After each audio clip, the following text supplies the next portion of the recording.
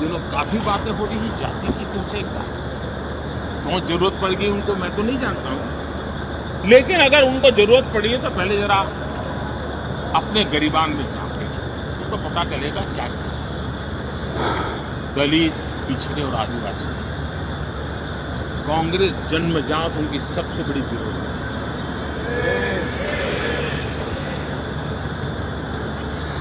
और मैं तो कभी कभी सोचता हूं बाबा साहब न होते ना तो शायद कि एससी एसटी को आरक्षण मिलता कि नहीं मिलता, ये भी मेरे मन में सवाल उठता है। आदरणीय सभापति जी, और मैं ये कह रहा हूं, इसके पीछे मेरे पास प्रमाण, इनकी सोच आज से नहीं उस समय से ऐसी है, मेरे पास प्रमाण, और मैं प्रमाण के सिवाय मैं यहां कहने के लिए नहीं आया। और जब बातें वहां से उठी हैं तो फिर तैयारी रखनी चाहिए। उनको मेरा परिचय तो हो चुका है, 10 साल हो गए।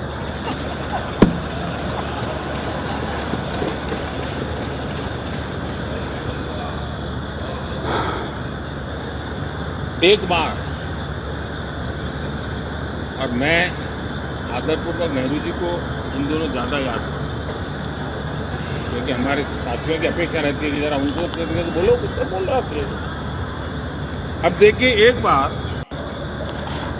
नेहरू जी ने एक चिट्ठी लिखी और ये चिट्ठी मुख्यमंत्रियों को लिखी। मैं उसका अनुवाद पढ़ा। उन्होंने लिखा था, ये देश के प्रधानमंत्री पंडित नेहरू जी द्वारा उस समय के देश के मुख्यमंत्रियों को लिखी गई चिट्ठी है, ऑन रिकॉर्ड। मैं अनुवाद पढ़ता हूं। मैं किसी भी आरक्षण को पसंद नहीं करता, और खासकर नौकरी में आरक्षण तो कतई नहीं। मैं ऐसे किसी भी कदम के खिलाफ हूं जो अकुशलता को बढ़ावा दे, जो दोयम दर्जे की तरफ ले जाए। ये पंडित नेहरू ने मुख्यमंत्रियों को लिखी हुई चिट्ठी है, और तब जाकर के मैं कहता हूं ये जन्मजात इसके विरोधी है। नेहरू जी कहते थे अगर एससी, एसटी, ओबीसी को नौकरियों में आरक्षण मिला तो सरकारी काम का स्तर गिर जाएगा। और आज जो आंकड़े गिनाते हैं ना कि इतने यहां हैं, इतने यहां हैं, उसका मूल यहां पे तो उस समय उन्होंने रोक दिया था, रिक्रूटमेंट ही मत करो। अगर उस समय सरकार में भर्ती हुई होती और वो प्रमोशन करते करते आगे बढ़ते तो आज यहां पर पहुंचते। सभापति जी, ये कोर्ट में पढ़ रहा हूं, आप वेरीफाई कर सकते हैं। मैं पंडित नेहरू का कोट पढ़ रहा हूं।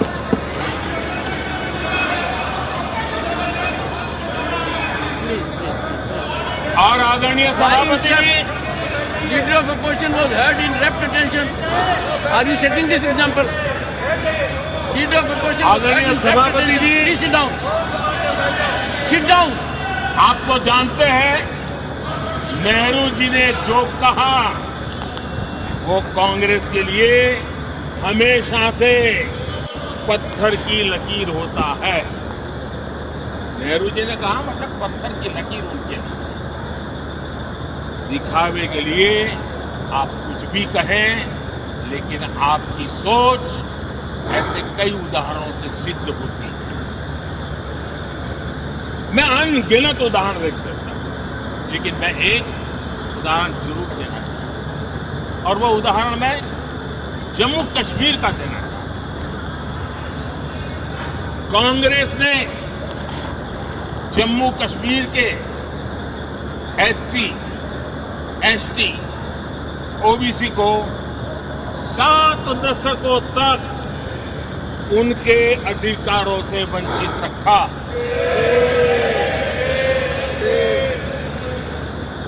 आर्टिकल 370 मैं हम कितनी जीतेंगे उसकी बात अभी नहीं कर रहा हूं।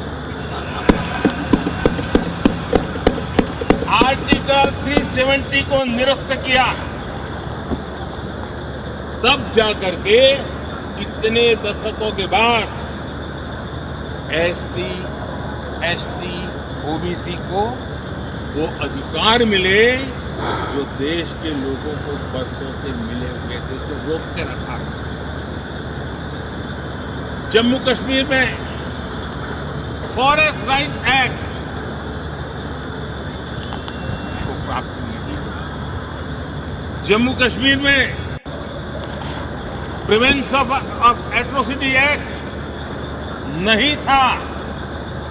ये हमने 370 हटाकर ये अधिकार उनको दिए।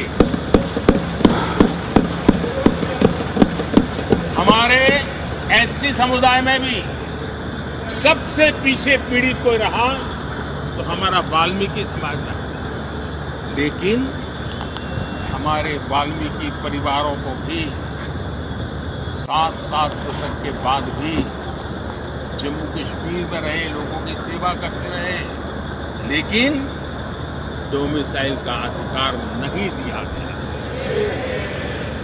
ये है। और मैं आज देश को भी अवगत करना चाहता हूं कि स्थानीय निकायों में, लोकल सेल्फ गवर्नमेंट, ओबीसी के आरक्षण का विधेयक भी कल 6 फरवरी को लोकसभा में भी पारित हुआ।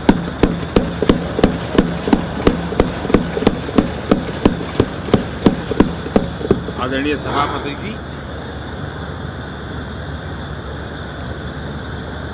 एससी, एसटी, ओबीसी उनको बड़ी भागीदारी ने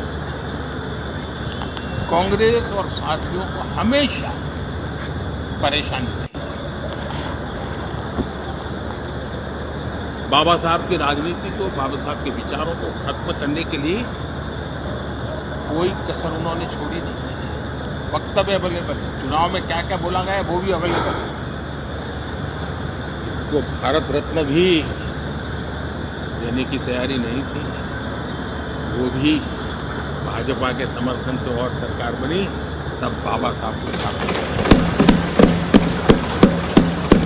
इतना ही नहीं, सीताराम केसरी अति पिछड़ी जाति से कांग्रेस पार्टी के अध्यक्ष है, उठा करके फुटपाथ पर फेंक दिया गया। ओबीसी, वो वीडियो अवेलेबल है, वो देश ने देखा सीताराम केसरी के साथ क्या हुआ। और आदरणीय सभापति जी, इनके एक मार्गदर्शक अमेरिका में बैठे। सभापति जी, इनके एक मार्गदर्शक अमेरिका में बैठे। Sir, only the address will go on record. जो Only address, no. पिछले चुनाव में हुआ तो हुआ के लिए फेमस हो गए थे और कांग्रेस इस परिवार के काफी करीबी है। उन्होंने अभी संविधान निर्माता बाबा साहब आम्बेडकर के उनके योगदान को छोटा करने का भरपूर प्रयास।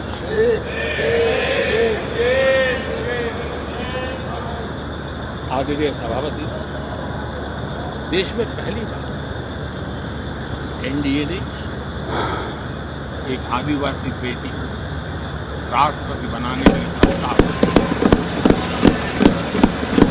उनको उम्मीदवार बनाया।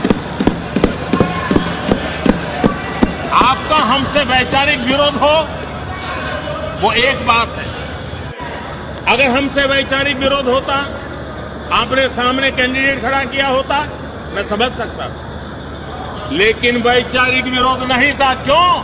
क्योंकि हमारे यहां से गया हुआ व्यक्ति आपने उम्मीदवार बनाया। इसलिए वैचारिक विरोध नहीं था, आपका विरोध एक आदिवासी बेटी के, और इसलिए आपने, और ये जब सांगमा जी चुनाव लड़ रहे, वो भी एक आदिवासी था, नॉर्थ ईस्ट, उनके साथ भी यही किया गया।